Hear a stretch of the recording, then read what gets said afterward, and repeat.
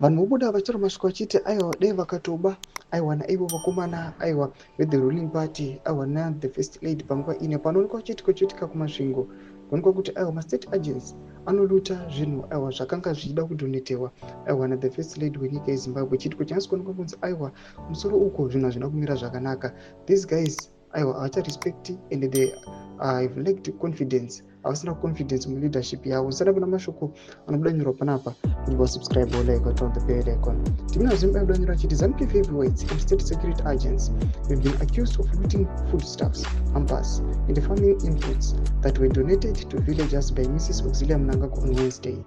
Mrs. Mnangagwa had been in Masvingo for a rally at the Masvingo showgrounds, where thousands of attendees were bussed even from across the province. School pupils were reportedly coerced into attending the event.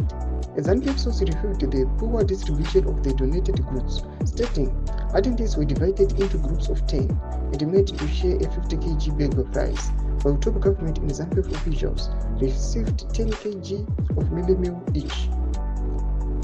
Further reports from Benjamin Burombo indicated that donated items were heavily looted by ZANU-PF officials and state security agents.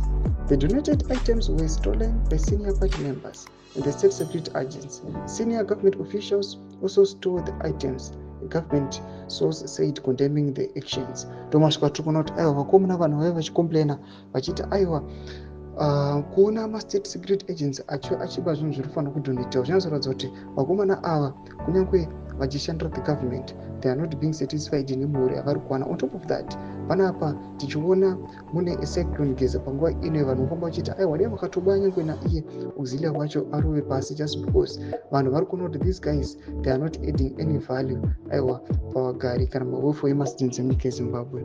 Tudze mafungiro enyu kuti kudii pamusoro pechiitiko ichi. Enda comment section medu, subscribe or like, turn on the bell icon.